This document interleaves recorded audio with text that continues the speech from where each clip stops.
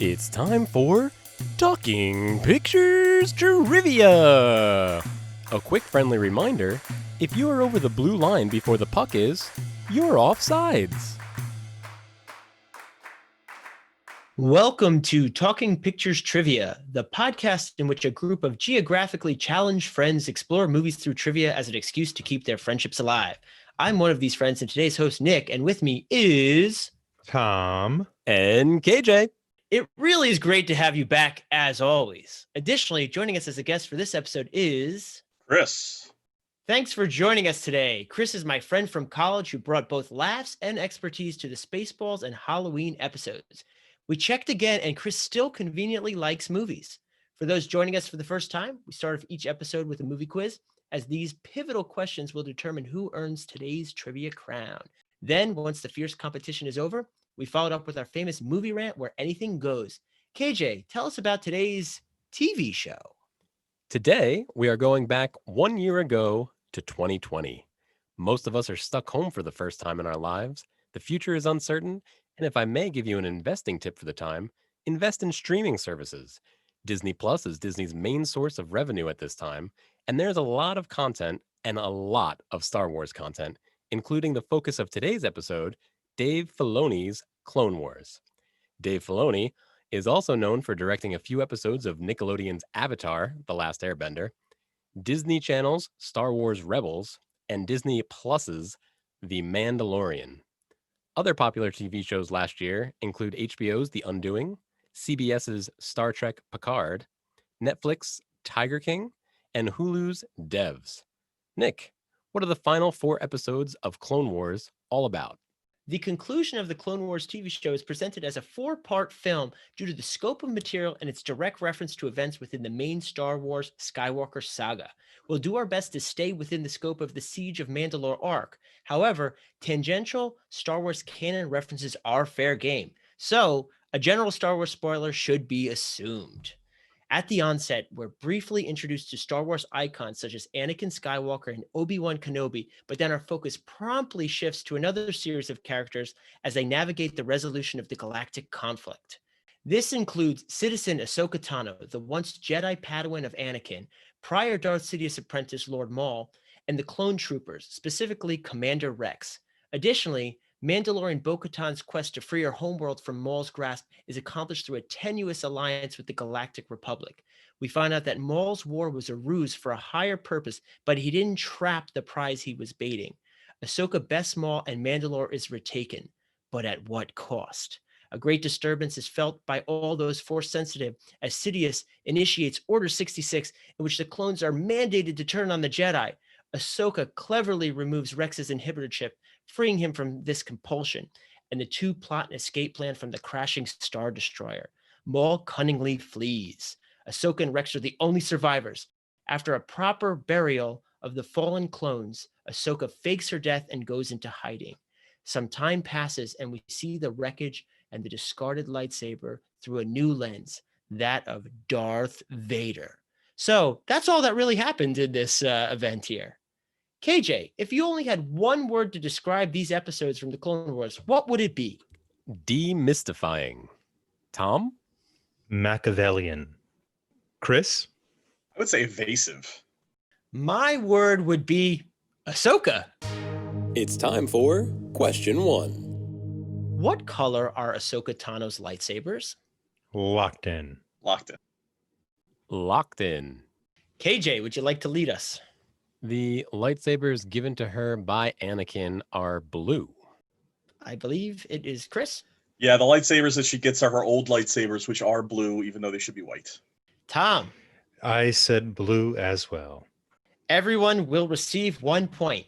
The reason I brought this one up is depending on when you're looking and what book or show or movie you're watching, the answer changes. Earlier in the Clone Wars, her lightsaber was green. The ones that are within these episodes are blue, and the Rebellion era, her lightsabers are white. Chris, I think you were about to bring up something of an inconsistency, perhaps? I mean, we could talk about inconsistencies through this and everything. We could take an entire hour to talk about inconsistencies. So honestly, leave it at, you don't really know exactly when they turn to white, although they definitely should. And there are some canon stories about how the kyber crystals themselves can change. So I think the latest canon for Sith lightsabers is that the Sith Lord actually makes the kyber crystal bleed, which is why it turns red. So they actually have to find kyber crystals from fallen Jedi and turn them dark to make them into the red color. I don't know if it's ever been explained how Ahsoka's went to white, but since she's not really a Jedi, as you mentioned in your intro, they shouldn't be blue. Anakin does, when he gives them back to her, mention something. He gives them to her, and he says, good as new. Then she turns them on, and he goes, maybe better than new. Is that what he meant by that? Because I had no idea what that line meant. Yeah, I had assumed he had either. I didn't even realize they were her lightsabers. I thought he either had made new ones or had, like Tom saying, fixed the old ones, upgraded the old ones. I thought he had modified them in some way. Well, if he says good as new, that implies they were hers at one point. That's true. That's true. He did. Earlier, when she was a Padawan, they were green, and his is blue, and now hers Is that a good thing that they're blue? Is that like a better quality of crystal? No, I think it just shows a further connection between the two of them. Oh, because his is blue? Yes. So the reason I brought this question up, this is tying perfectly into a lot of the Clone Wars, and specifically this arc, I feel is Ahsoka's story. Ahsoka was Dave Filoni's baby, if you will, and this is where she was introduced into the Star Wars universe. And now she has been shown not only in Rebels at a different stage, but also in the Mandalore. So she has now gone through different generations of Star Wars, but this is kind of where it all began. And I really find her story and her character very interesting within the Star Wars universe. So that's why I wanted to talk a little bit about what Ahsoka means for Star Wars. She seems to be the person who recognizes. Now, this is, let me just put this in context for our audience. I'm not the biggest Star Wars fan, and so I have seen exactly the required episodes for this episode of Talking Pictures Trivia. So I could be wrong about a lot of this. A lot of this is guess, but it appears that she is the person who recognizes problems with the Jedi Order in a way that's interesting, because Maul seems to see those same problems. Now, they're seeing them from different sides. Maul is a strict Machiavellian, hence the word I used, and she has a sort of faith in the system, but a lot of the episodes seem to be predicated on the fact that she is an outsider, and that seems to allow her to, in some way, get away from Order 66 and the eradication of the Jedi. To give you a little background on that, because of course, it wasn't required watching to see the rest of the Clone Wars. There is an incident where the Jedi question her accountability in events, which forces her to lose faith in the Jedi and leave the Order. So, and you have to realize too, her master was also someone who always kind of played in the gray area or bend the rules and didn't follow the council. So she had this little rebellious streak in her anyway, which hers manifests differently than Anakin. And that's actually one of the things I wanted to talk about here too. Ahsoka is another person that Anakin was close to that he lost. He lost her when she left the Order. That really was a turning point where he also started to lose faith in what the Jedi were doing, because this is someone he was very close to, almost family. And she pretty much was like, I'm leaving. It's not what I was told it was going to be. And I feel that personally, as a Star Wars fan, that really is part of that steep decline, the beginning of that steep decline of losing faith and eventually being tempted by the dark side. I think what you have to understand is Star Wars is always for kids. Everything that George Lucas ever designed, whether it was the original movies, the Clone Wars, or anything else he had his hands in, was always designed for kids. And I think Ahsoka is supposed to be you. I think Ahsoka is supposed to be you, the 12-year-old, watching the TV show, going on an adventure with Obi-Wan and Anakin and all of your favorite Star Wars characters. I think that's where she starts. I think she then morphs into almost a bridge to kind of give you a reason why Darth Vader would do what he does. So we're led to believe that Anakin is this nice young boy, and then all of a sudden in episode 3 we see him go deep diving into the dark side. And the turn is very sudden. The turn is super. If you're just watching episode 3, it's probably not very good. Like, you probably don't even see why it happens. I think she is supposed to be the conscious observer that gives you a deeper look inside the Jedi Order, that gives you a deeper look inside how they're flawed, gives you a deeper look inside that Anakin really is a good guy until stuff goes wrong for him. And she is another way that you can see it. And I think Nick is onto something where he says that that's a loss that he suffers even before he loses Padme. He loses Ahsoka because of the way the Jedi Order treated her during her trial. Yeah, and it's interesting what they keep in from episode 3. There's the meeting of the council. That is from episode 3, if I'm not mistaken, correct? So there's this, what for our audience, there's this one scene where Ahsoka goes to meet with the Jedi Council in, in the holograph conference room. That's taken from episode 3. Ahsoka's not in episode 3, but it's like 2 minutes later when she walks in the room and they continue it. And the bit of conversation they choose to keep is them deciding that they have to take out the chancellor, and that this is something they have to do with a great deal of delicacy, right? With delicacy, we must do this, yes, or however. Yoda, I got to tell you, Yoda in episode 3 drove me crazy. I wanted that puppet to shut up. I couldn't, but anyway, that's tangential. And I think what you see in that, and I think why that little clip is so important, why to preserve that, is you see the kind of power the Jedi have, and kind of how in the shadows they are, and also how they, despite being good, we always are rooting for these people. It's sort of been misused. And Ahsoka, as the sort of outside observer, seems to be someone who can do the good, despite the fact that the Jedi have kind of failed to, not because they've gone evil or gone to the dark side, they just have not managed this system very well. And then Darth Vader, or Anakin, is somebody who has seen the same kind of corruption, but he's responded to it in a way that's highly negative.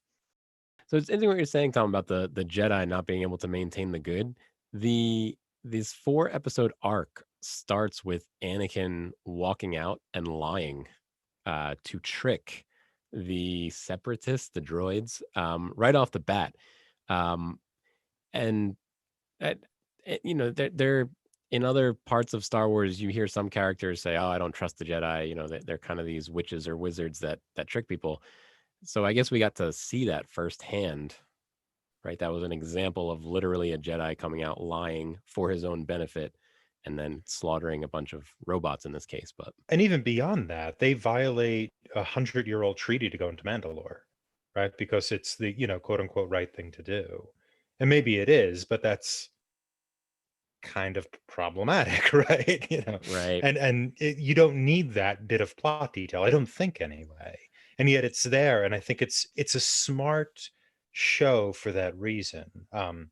And what's great about Ahsoka, is that she is able to, we're able to see her respond to, I said this already, but we're able to see her respond well, that as in a positive way, to the flaws in the Jedi, and kind of go her own way, which typically means go to the dark side. But with her, it's this kind of third way, right? It's a fighter for the light, but who isn't restrained by the order, or forced by the order into some direction or other. I'm sure we're going to go into the overall conflict a little bit later. So there was actually purpose to the whole Mandalore, but I want to stay a little bit focused on Ahsoka for this portion.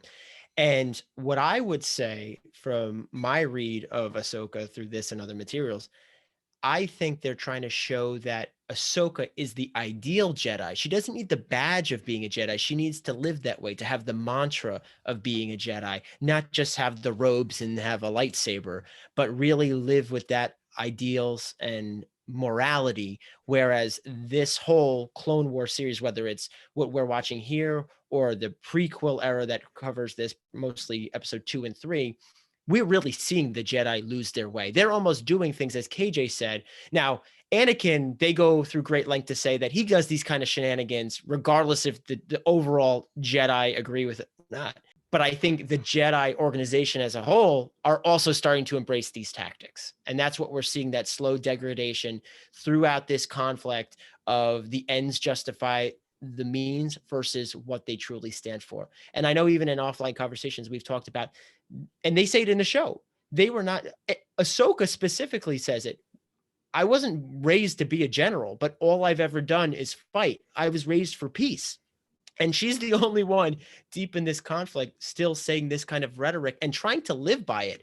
When they're escaping the Star Destroyer, even though her life is on the line, she's still trying to preserve the lives of the clones that are trying to kill her. So I'd say she probably embodies what the Jedi should have been. And in some new material that's coming out, the High Republic, maybe we'll see Jedi like that in other content. But I don't want to go into that. That's a new era of Star Wars that's going to be explored now that we've really beaten up this whole Skywalker saga to death. They're trying to find a new territory. But that's what I would say. That's why I thought Ahsoka is a very important character for the Clone Wars, for Star Wars, and specifically for this arc. I think I wouldn't say Ahsoka's the perfect Jedi. I would say she's the perfect Force user of the galaxy. Because I think inherently to be a Jedi is to be imperfect, and to be a Sith is to be imperfect. But she rides that fine line between, like, there doesn't have to be a code. If somebody needs help, I'm going to help them. Because if I know Tom might not know this, but if you go back to because the Clone Wars is where we meet Saw Gerrera for the first time. She wants to help the people of that planet, and the Jedi say no, because it is against their code, or it's against the Republic at the time, or they're not part of the Republic, so they can't help them. But Ahsoka is basically the impetus to say, listen, we need to help these people out, even if it's just not directly fighting, but training them. And that rolls you into Rogue One and some more of the Star Wars universe. So I would say that she is the quintessential or perfect galactic citizen in doing the best thing, doing the right thing, calling BS when she sees it, and then being able to walk away and not just buy into what's the tradition if the tradition's not right. And I think one of the best scenes that's not in this arc, unfortunately, is her walking down the Jedi Temple steps away from Anakin, as she's basically giving up the only thing she's known her entire life. She's giving up because she doesn't believe in it in her heart. I would agree with you. Jedi is just a label, in that as we grew up, we just assumed people who had the Force were Jedi. And this really shows you that's not necessarily the case now. She is a good person versus organized religion. So they may have all their different objectives. And I'm not picking on religion, okay? But I'm just saying that in this world, Jedi is a pseudo-religion and Sith is a pseudo-religion. And she is choosing neither of those, but to live a good life and help people out. So she chose her own path. I think that was well put, Chris. Yeah, it's interesting. It's a religion that has this kind of like martial responsibility to a state, which is a weird, kind of Wu-Tang sort of idea. I bet you if you go back in history, that's not necessarily the role they play. And I was alluding to some new content that's coming out. I'm curious if we will see that a little bit more in the High Republic. At the peak of the Jedi organization, they have aligned themselves to peace being the Galactic Republic being maintained in these films. I'd like to see a little bit more of that backstory. The books just came out, so this is something that I just haven't had a chance to get into yet, and maybe we will or will not get more on that. But you're right, it is a little odd. There is not necessarily using these kind of analogies, a separation of church and state in this world. So, and that ends up being their downfall, which we're going to explore, I'm sure, in further questions as well as dialogue. It's time for question 2. Why did the renegade Sith, Lord Maul, make his presence available to be leaked to the Grand Army of the Republic? Locked in. Chris, we're going to start with you. I'm going to have an answer that's you might think it's right, you might think it's wrong, I'm not sure. The answer is crazy. I think this is always Darth Sidious's plan. That Maul in the episodes says that he is trying to lure Anakin Skywalker there. That's his tet, and that's why he wants Obi-Wan and Anakin to come there so that he can have revenge on Obi-Wan. I think that all of this was orchestrated by the Emperor, and Maul is still a pawn because the Emperor wants Ahsoka on Mandalore, because the only way that Anakin falls to the Emperor is if Ahsoka's not there to stop him. Maul says he wants to capture Anakin because Palpatine wants Anakin. So he lets his presence be known because he's hoping Anakin will come for him. Yes, it's in order to capture Anakin, to, palaver with him in order to turn him away from Sidious, to stop Sidious ultimately. I just want to say I really liked Chris's answer. I liked the other side of the coin. The only reason I'm saying this is because Darth Maul, this entire series of movies, whether it's the prequel, whether it's this, whether it's Rebels, he's always felt himself to be in control when he has had absolutely no control whatsoever. He has always been Palpatine's pawn. And in every iteration of fiction and every iteration of movie or TV show, we have been led to believe that Sidious's plans have been deeper and deeper and deeper, and the roots go further than we even could possibly know, even still. So Maul is under the impression that he is doing this on his own. But here's where I'm going to jump in with that. Gar Saxon is the guy that rescues Darth Maul. So if you recall from, I guess it's season 5 of the Clone Wars, Sidious goes and kills Savage, goes and captures Maul and says, I have plans for you. You don't see Maul again until he shows up on Mandalore in this series, in season 7. There's a comic book called The Sons of Dathomir, where Gar Saxon, who is a Mandalorian, who will eventually become the Mandalorian leader under the Empire, he goes and rescues Maul and brings Maul back to Mandalore where he can do his business. And even if Maul thinks that his trap is for Anakin, I think the Emperor had been planning this all along.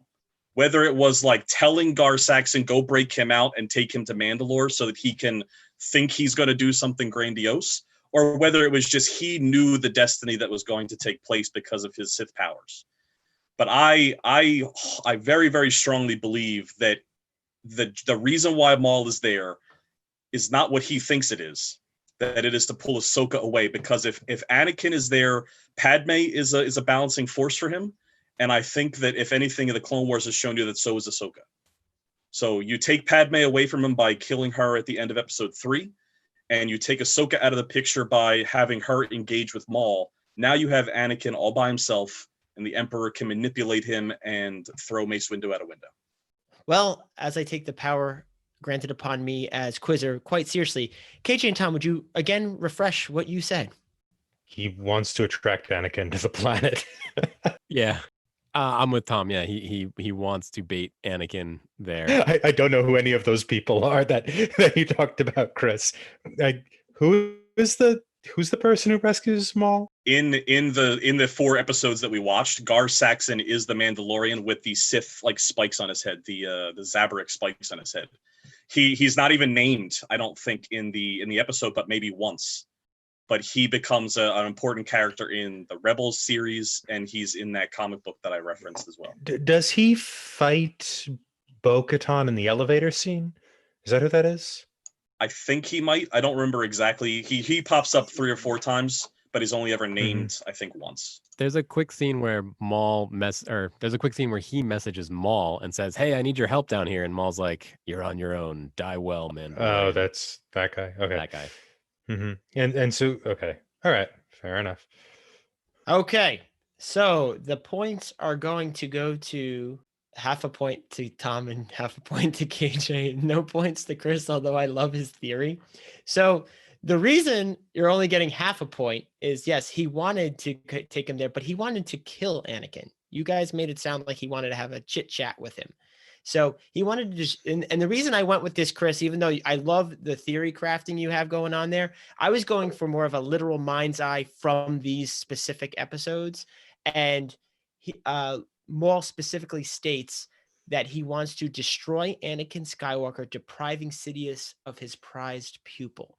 So he thought if he killed Anakin, he would be able to stop this entire machine that Sidious had designed. So the reason I want to bring this one up, and I really like where Chris was going with this episode was entitled The Phantom Apprentice. Of the arc, I think this was my favorite episode because it really relayed a lot of information that was missing pieces within the major Skywalker saga movies. We found out a little bit more about what Sidious was planning and who knew it at different times. I think it is interesting to hear what Chris was saying about the pawn. Maul always thinks he's acting independently. So I really had trouble not giving Chris any points there because I was sticking with the source material we had here. But I do think that was a very interesting analysis. Now, what was also interesting in this is Ahsoka's response to this revelation that the Phantom Apprentice is actually Anakin. And she says the following lines: "I know, Anakin, your vision is flawed." Now, Chris may have already shared a bunch of his feelings on this, but what do you guys have to think about her interpretation of the mic being dropped there? Oh, yeah, it's great. Because what's interesting about the conflict between them is Maul. I'm going to, Chris, I'm going to put aside your analysis just because I'm not familiar with much of what you said. So my interpretation of this scene, based upon the brackets around what I'm aware of, is that Maul is the most aware person here. Not only in terms of the literal plans of Sidious, but also in terms of kind of the nature of the galaxy, of kind of the political galaxy, and so the politics of the galaxy rather. And so his interaction with her is really interesting because the way I read it is she's so turned off by the things he said, which are all true, that she actually responds quite poorly. She doesn't, team up with him to stop Star Wars Hitler, right? She just refuses because you don't team up with Mussolini to stop Hitler, right? So, but however, she's doing this based on a complete misunderstanding of the politics of the situation, and so what's interesting about this is you want to kind of cheer her on for the good fight to stop the villain that has inspired this war. However, it seems like she's really not doing the kind of politically expedient and maybe even practically intelligent thing in the moment by seeking him in battle. I have a quick news flash. After pondering this some more, I do think Chris also is warranted a half a point. Wow. The late half a point coming in. So I was a little confused about the scene. I think it's in the Phantom Apprentice episode. So they're in a throne room and they fight, right? They fight, and then Maul's like, "Join me," and she's like, "Okay." And then I think she says, "What's your plans for Anakin?" And he says, "Whatever." And then she's like, "No, then I don't want to join you." Wasn't that a weird moment where she's like, "Yeah, oh yeah, okay, fine, I'll join you." Like it didn't fit the narrative, or did I misunderstand that? It's well, what turns her off is him recognizing what is actually happening. He tells her Anakin's the apprentice. Anakin is the Phantom Apprentice. He is the one who is going to change the state, and she refuses to believe this because she has this I don't know if you call it doe-eyed view of Anakin, and it causes her to engage Maul in I think battle. KJ is talking about the split second before that, where he's laying out Sidious's plan. And I think there was a moment there where she was saying, "Oh yeah, that guy's really doing some bad stuff. I'll help you with that." But immediately flips the whole script just by the mention of Anakin, where it was a little tough even for me that she's like, "Wait, this guy's horrible, right?" But I think she was trying to figure out what was the greater evil, but then came to her senses again very quickly. if you remember a little bit earlier, and I don't know if it's that episode or the episode before it, she's being briefed before they leave, before they separate, and she's being briefed by, I believe it's Obi-Wan, is talking about Darth Maul and like, oh, he's hard to kill, blah, blah, blah, blah. They also drop the name of Sidious then, and they want more information on him, because at the time that they don't know that Palpatine is Sidious, and they have a suspicion, and they even say they're going to send Anakin to watch him, as which she then replies, "You mean spy on him?" Which I'm sure he doesn't like. So she, once again, in that scene, I know this is not what we're talking about, but that scene kind of solidifies the fact that she does not agree with the Jedi. That she's helping them out because she knows she can, because she's a good galactic citizen. And I think that the fight with Maul and the trying to like reason with him in that instant is because her goals are to get after Sidious. That she knows that Maul's a pawn, and that he's just a means to an end, and that end is information on Sidious. Once he brings Anakin into it, she then goes from being level-headed to taking it personally, and then it becomes an all-out fight. So she lies? She doesn't intend to join him? I don't know. I don't think she has any inclination to join a Sith user or a dark side user or do anything evil. I can't say that she's not lying that she'll help to get rid of Sidious, but I don't think she has any desire to become a Sith apprentice, which in Maul's track record, ever since the Phantom Menace and he gets chopped in half, that's literally all he's wanted to do. He's wanted to become a Sith master and have an apprentice of his own. This is the second of 3 attempts that failed miserably for him.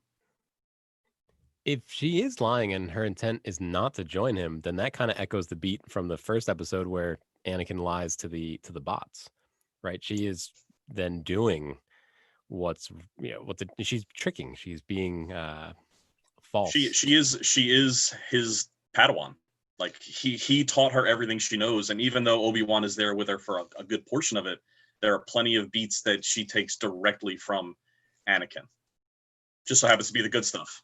She plays in the gray area. What can I ask those who are more expert than me?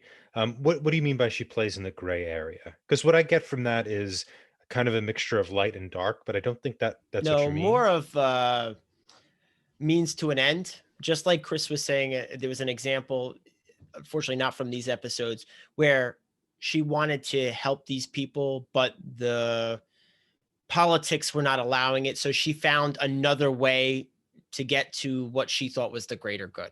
She's not going to toe the company line if she thinks there's something right that needs to be she doesn't done. turn her back on need just because it's not what the Jedi Order says. She finds ways around it. It's exactly like Anakin does. Anakin finds ways to do things, like when the Jedi Council won't send him on assignment somewhere for whatever reason, he sends her, or he finds, I'm gonna take this ship and not say that it's me that's going, or I'm gonna wear a helmet when I go, that way nobody knows it's me leaving. Like, she has learned to do what needs to be done for the good, for the greater good. She just doesn't go down the dark path that Anakin does. A perfect example of that within this arc is when Anakin divides the 501st Legion so that Commander Rex is in charge, and then Ahsoka is a consultant. So that's a perfect example of how Anakin played within the rules set to kind of get what he needs done, but play in that gray area. Which is interesting, because when we talk about the gray area, it's an interesting metaphor. It's a dangerous thing to do, right? To play in the gray area. I mean, the Jedi, I think we all kind of agree on this. I'm not sure about KJ, but the Jedi are a little problematic. However, the institutional constraints prevent, if you stay within them, prevent a Darth Vader, right? They may also prevent an Ahsoka, but they do prevent a Darth Vader. So there are benefits to what we might see as the over-politicization of the Jedi Order. Well, those were some interesting answers to these questions starting in round 1. At the conclusion of round 1, after much thought and deliberation, everyone is tied at 1.5 points. That last one, I really weighed on me there. So everyone got a piece of the puzzle there. We'll be right back after this quick commercial break. In round 2, each question will be worth a whopping 2 points versus the 1 that were awarded in round 1. We'll see you soon.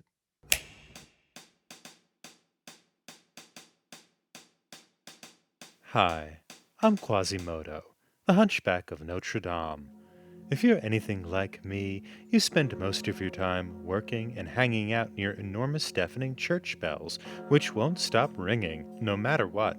The only time I don't spend having my head pounded in by 2-ton migraine machines, I spend walking around 15th century Paris, listening to idiots screaming in French about the health risks related to not drinking enough wine while trying to avoid horse leavings. There's horse crap everywhere. I mean, really everywhere, and everyone smells like it too. It's just, I can't even. Seriously, no one bathes. Also, lice. No one doesn't have lice. It sucks. I hate Paris. I hate France. I hate my life. However, recently, an angel from the Lord above, the same Lord who made this disgusting place with the loud bells and the lice, sent his archangel Ronaldo to me one Christmas Eve with just a tad bit of salvation: noise dampening deodorant.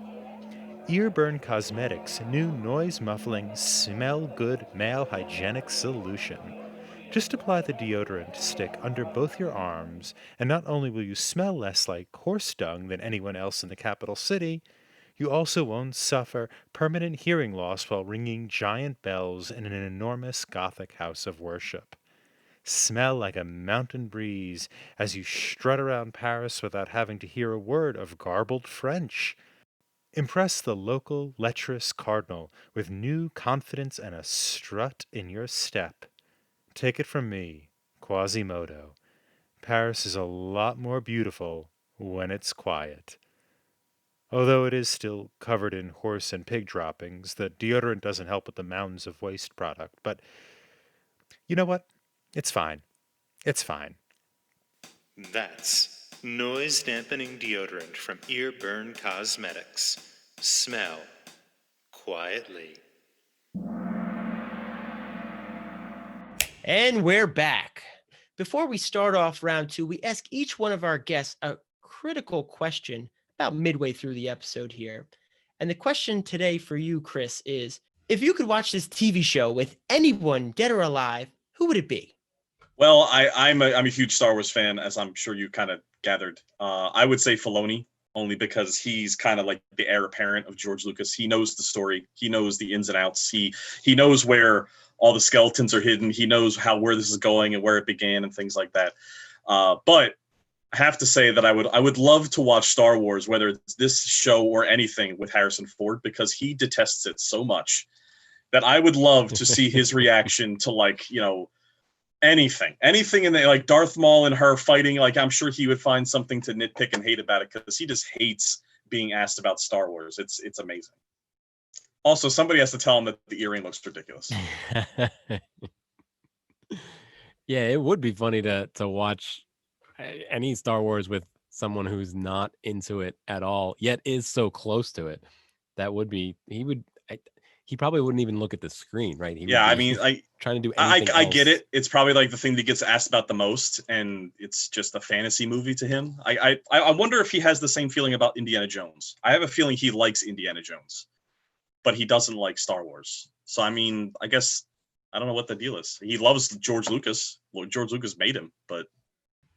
And do you think Filoni would engage in conversation with you if you're like, hey, or why are Ahsoka's lightsabers like this now? Like, do you think he'd be like, well, I had a really interesting idea, and I got it in there, and That is absolutely why I decided to change my answer from him, because he is notoriously tight-lipped with everybody. Like, he doesn't tell the actors any of their backstory that they don't absolutely need to know. Like, even if he knows where they're going when they die, where they came from, he doesn't tell anybody anything, because he just doesn't trust anybody not to spoil it.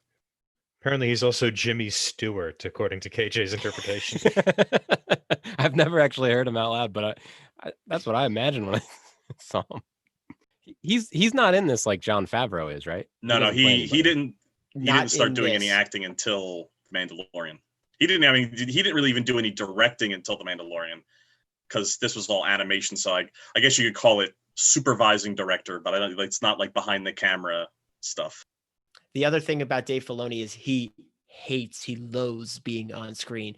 So Jon Favreau would be like, get in that X-Wing. And they keep trying to put him in. His character is actually called Trapper Wolf. He's a big wolf fan. He just likes wolves. So that's his character name in the New Republic. Yeah, he loves cowboy hats, and he's from Pittsburgh too. I'm curious. This is totally off topic. I'm curious if he'll be in the new Rangers episodes that are coming out on Disney Plus. Big question mark even on that in general, right? Rangers? Is that a Star Wars product? It's a new streaming thing that's coming out for Disney Plus like 2 years from now. They just announced.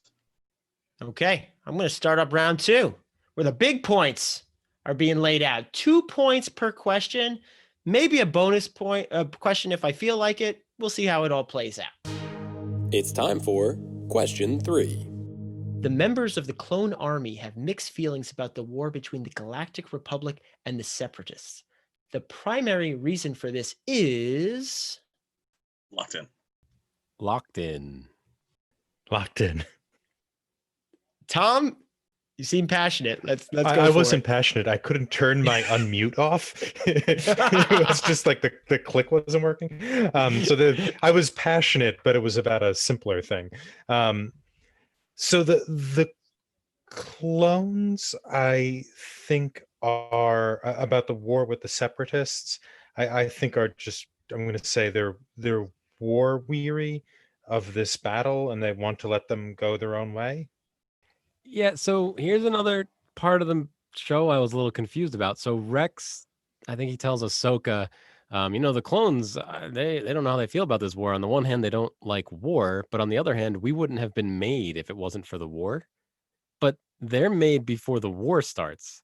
So they would have been made whether or not, I don't know what they would have done without the war. I guess they'd be hanging out on Camino in that cafeteria we always see them in. But anyway, Rex says the clones are torn because they don't like the war, but they feel like they wouldn't have been made unless there was the war.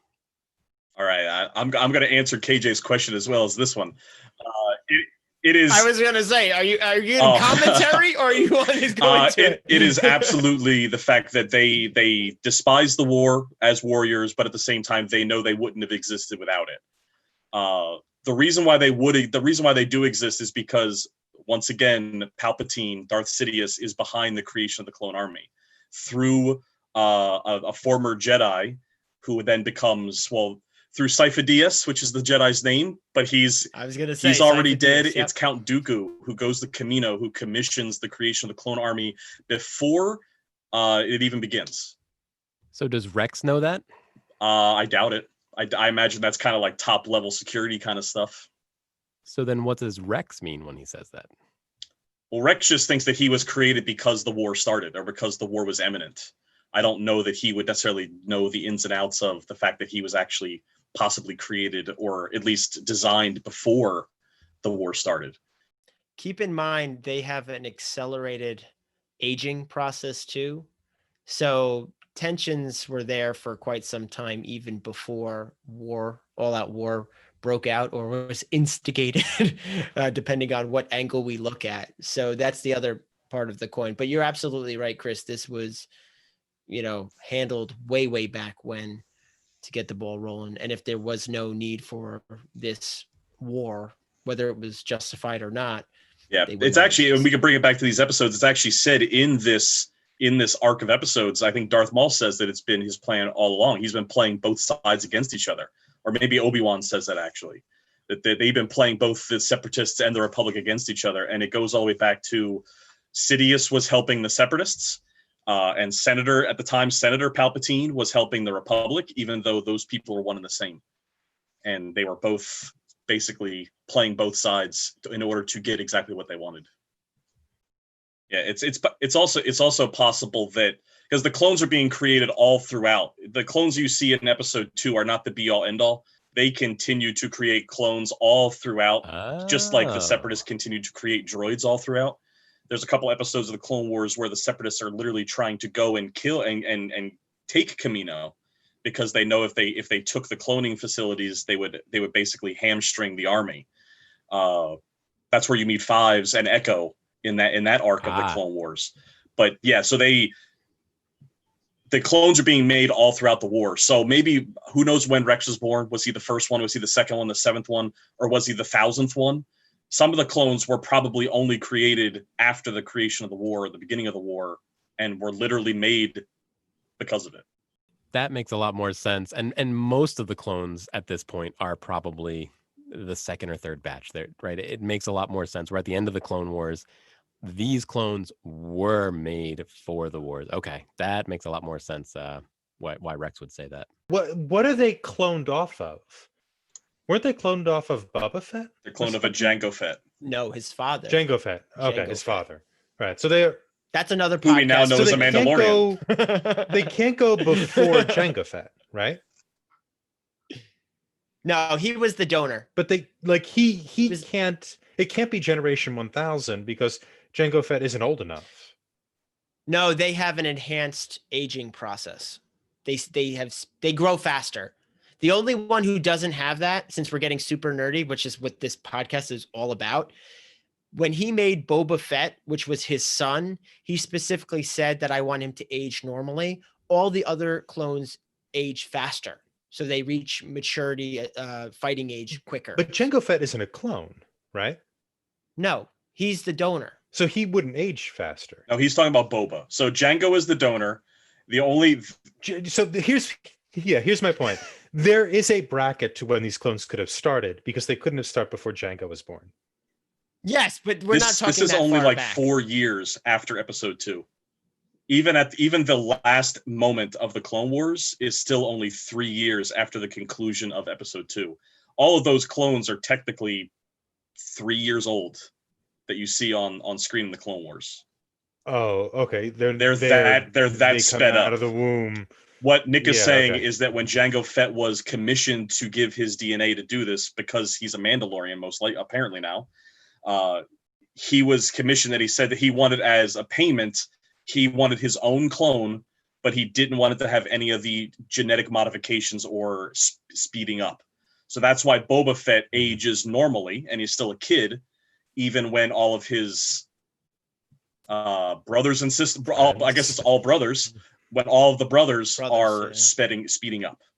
The points for that one were 2 for Chris and 2 for KJ. It's time for question 4. Clone Protocol 66, commonly referred to as Order 66, is comprised of 2 tenets to determine who should be executed for committing treason. What are these? Locked in. Locked in. Okay. KJ. The 2 tenants. So the easier one is clones that don't follow this order, right? That's the kind of the easy one. The other one felt loosey-goosey to me. It's either Jedi, it might be Jedi and Sith, it might be Jedi Sith Force users, it might not. It's the second tenant is a little wishy-washy. So yeah, clones who don't adhere and some kind of loose Jedi-ish situation. Chris? Yeah, I'm going to say something similar. The second part about the Jedi gets a little gray, but definitely kill the Jedi and kill anybody that is aiding the Jedi, including other clones. I'm going to say something similar. People will be identified as traitors to the Galactic Republic if you are assisting a Jedi to evade Order 66, to evade execution, and therefore you'll be executed. Or if you are a Jedi, then you are a traitor to the Galactic Republic, and therefore will be subject to execution. I'm going to give the points to everybody, and I think this is a fun thing to talk about, specifically what everyone was dancing around, the one tenet of this code. Everyone's going to get 2 points. The Jedi portion of this. Now, there's a lot of things we can talk about here because they still were going to kill Ahsoka. She technically wasn't a Jedi. She was raised as a Jedi. She left the Jedi Order. But if Rex wasn't there, I'm pretty sure, I don't know what your opinions are, that she was a goner. The other side of the coin is I don't think it has to do with Sith. This goes beyond this material, but there's a group called the Inquisitors, who have Sith training, who actually operate in the Empire to hunt down the remaining Jedi. So it's not all Force users. But do you think that Ahsoka was a goner like I do? Yeah, they're trying to kill her. That was the last episode, right? Was let's kill her. And then when Rex puts forward the argument that she's not a Jedi, it's sort of immediately rejected as seen by the fight sequence. Yeah, I'm pretty sure. I think this goes back to one of the things we said earlier: the use of the term Jedi versus the use of the generic term by a Force user not for the Empire is what I think it really comes down to. Because what you alluded to with the Inquisitors is absolutely right. That there's literally a squad of individuals who are themselves Force users, who are under the leadership of Darth Vader, who is under the direction of Emperor Palpatine to go out and find Force users and either terminate them or sway them to their side. So I think they're saying Jedi just to make it kind of cut and dry for the viewer a little bit, but that leads to gray areas, which I feel like this episode tried to fill a plot hole in that, where the original telling in the movie was execute Order 66, kill the Jedi, when actually in canon is now Order 66, kill the Jedi or the Force users who don't agree with us, is what it probably should have been. And them pointing out that Ahsoka's not a Jedi, but we're still going to kill her anyhow, is not filling a plot hole, but at least acknowledging it exists and acknowledging that it's weird. But that's not as catchy, Chris. Yeah. Yeah, I think it's also that you have a group of people who have been psychologically trained by chip or Pavlovian, whatever it is. I think it's a chip, right? It's a chip in their head, to kill people they associate who they think of as Jedi. So it's always filtered through the individual clone's understanding, and they are completely on board with calling her commander, with thinking of her as a Jedi, and they lose complete control. They become Pavlovian responders once Order 66 is issued. And if they have it in their head that, this woman is a Jedi, I don't care what no council says, she's my Jedi, they're going to respond accordingly. If you remember the scene when the switch flips, Rex brings up his gun and his hand is shaking. He's compelled to do it. He's compelled. So they do seem to be understanding that they have no say in the matter. It's going to happen. Some of them seem to embrace it a little bit more, but there was a connection specifically between Rex and Ahsoka. And I think to go back on the idea that it's not just Jedi, it's Force users against the Empire, is that they almost instantaneously then go and say kill Maul, who is not a Jedi, who is a Force user that is against Palpatine's plans. I don't know how the clones would know it. I don't know if Palpatine can download a list of names at the time when he wants, and that those are the individuals that got to go. That's not really explained and probably a little weird, but I don't necessarily know that it has anything to do with them being a Jedi. It's a Force user that is a danger to the Emperor's plans, and it has to go. When do they try and kill Maul? When do the clones? Right after that scene. He's trying to get on the plane though, right? Or trying to get a spacecraft? No, at this point, Maul is locked in the Mandalorian Jedi locker. Oh, right. Yeah. I got you. Sorry. And then Order 66, and I don't know if it's Rex. I don't know who says it. It's probably not. I don't know. Somebody says, so-and-so go find Ahsoka, and you guys go down and deal with Maul, finish Maul off. So it was Rex. Oh, Rex it was actually Rex. put Okay. the order in. Yeah. I forgot about that. That's right. It looks like we have a tie between Chris and KJ. So let's throw this bonus question out there and see what happens. It's time for a bonus question. While attempting to stop Maul from escaping, Ahsoka admits to him Obi-Wan was right. Why is this? Locked in. Yeah, locked in. Chris. He's hard to kill. Yeah, that's my answer too, right? It's almost like an Obi-Wan quip, like from episode 1, where he says to Qui-Gon, the negotiations were short. Like it's a very Obi-Wan quip that Ahsoka's doing. And we're going to go to another bonus question because you both got it right. You are difficult to kill, says Ahsoka. It's time for a bonus question. In the end sequence, Darth Vader discovers Ahsoka's blue lightsaber in the wreckage years later. He looks up in the sky. What does he see? Locked in. Locked in. KJ. Dave Filoni. You can't really see it. It's more of a reflection on the eyes of his helmet. But he didn't want to be in there. The animators put him in. Dave Filoni's looking at the audience one last time. Can you clarify if it's Dave Filoni or Trapper Wolf? No, I'm not versed well enough to know the difference there. Was he wearing a cowboy hat or a X-Wing fighter pilot helmet? It was like a one of those T-shirts with the wolves on it, like the big wolf head, and then there's like 3 of them. That could be either. They're not quite tie-dye. That's what he wears under his flight suit. He wears the wolf head under the flight suit. I'm sure it's there. I'm going to answer this, but I'm also going to tell KJ that this was not fair because this is from Rebels. He sees a flying animal. We're led to believe that it's an owl because the owl is a symbol that she sees when she pops up in Rebels as Fulcrum. Yes, the actual bird is called a convor, which is an owl bird, but I would have accepted owl, bird, pretty much anything but Dave Filoni or Trapper Wolf. So the episode goes to Chris. Congratulations. Thank you. Yay. It's time for Movie Rant. So one of the things I actually did want to rant about, specifically the last episode in this sequence, episode 12, entitled Victory and Death.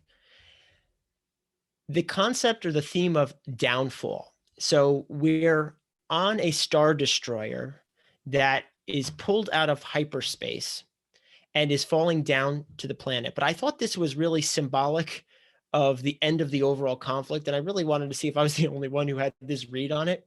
But I saw multiple downfalls. Yes, the literal Star Destroyer, but I also saw the turn of Anakin to the dark side, the downfall of the Jedi Order, as well as the Galactic Republic on a whole, and even the clones themselves. The only ones to survive that were Rex and Ahsoka, and they went through great length to make sure each of them had a proper burial. But I think that was symbolic of the war is now over.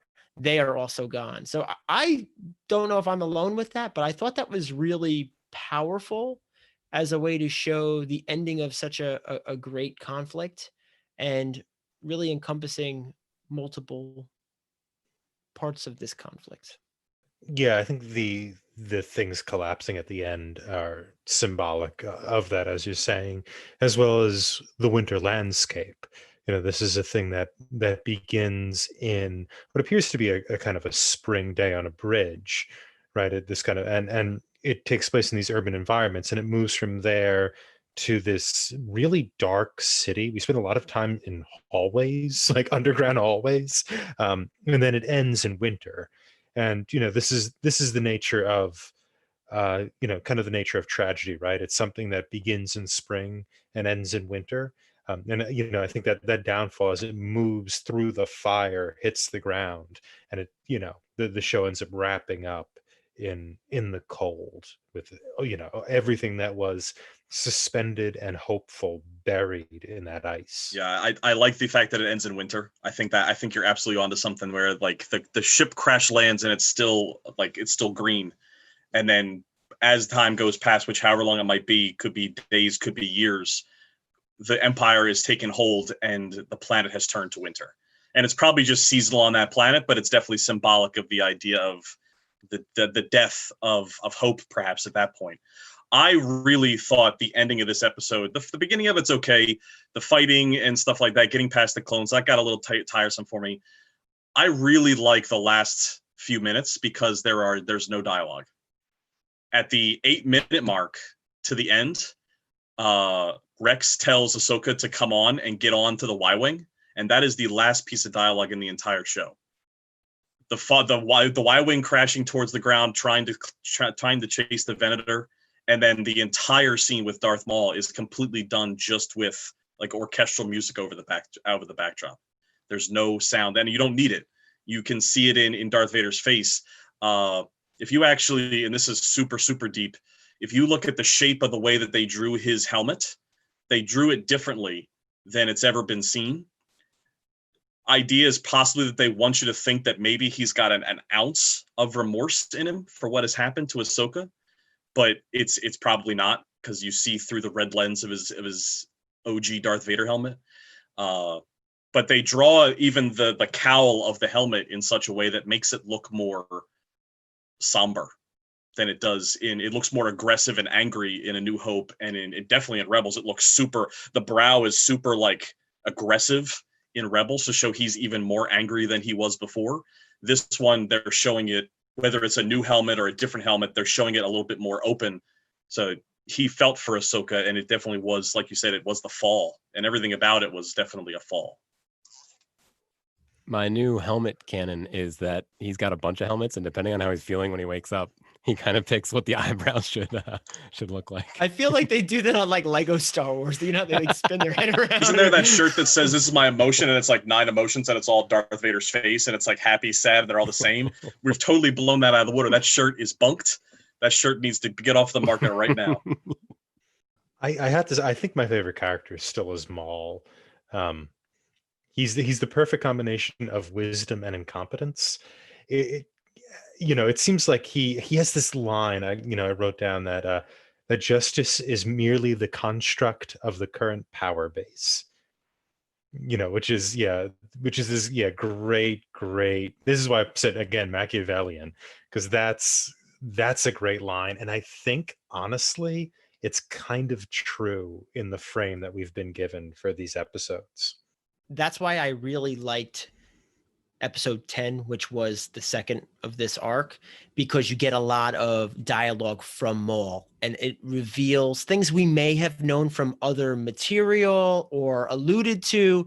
He just outright says what his master was planning all along, and certain elements that were outside his vision that are now coming to fruition, and he can see the angles and how he was moving the chess pieces before he hit checkmate. So I really like that. Some of the ones, just like Chris was saying before, the last third, fourth episode, they get a little bit shooty, but that one was pretty good. The end was solid, but I do also thoroughly enjoy Maul. He was such a good part of the Phantom Menace movie and was underutilized. He finally has some of that dialogue and some of that appeal that may not have been there when we just got a glimpse of him in episode Even 1. though I said earlier that I thought Maul was a pawn all along, and I guess that was question 2's answer, I do feel like he's one of the characters that has probably grown the most in Star Wars. There are times, not in this arc, unfortunately, I keep referencing other things, but there are times when he's with Savage, his brother, spelled Savage because we have no ability to come up with good names. Star Wars name. He preaches patience. He preaches a Jedi tenet to his own brother. Patience, brother. We will get there. Patience. It's slow. It's a slow process. We will do it. And I don't know if this is something he picked up while kind of understanding Sidious's plan, because he's the ultimate slow play of the whole thing. But I see a lot of growth in Maul, even though he still, in my opinion, never really understands that he's always being used. He does have those really good quotes. He does basically, drop truth on the ground. And I do like his character a lot. I would love to see more of him. He has a lot of wisdom, and so I'll ask this: is he wrong about anything? I feel like Ahsoka, part of the journey for Ahsoka, while she's our main character, is she gets to develop and learn something. And for her, this is it's a tragedy or a tragicomedy, maybe, because she doesn't die. You have to remember, he starts out behind the curtain, though. He's with the Emperor at the very beginning. So he knows where it started, and he was able to put the pieces together a little bit, maybe more fully than others. And I think that's another reason why he seems to be more on top of his game. But you also have to understand that after the Clone Wars, he goes and makes an entire criminal underworld, which he seeded in Clone Wars, and that eventually you see come to fruition in Solo and you don't know how that necessarily ends, but apparently it does. But like, he's successful. He uses his power to his gain. Yeah, he seems to be another type of rebel against the Empire, right? Because if he's working underground, isn't that in opposition to kind of law and order, which seems to be the mantra of the Empire? This is part of that big character development arc Chris alluded to.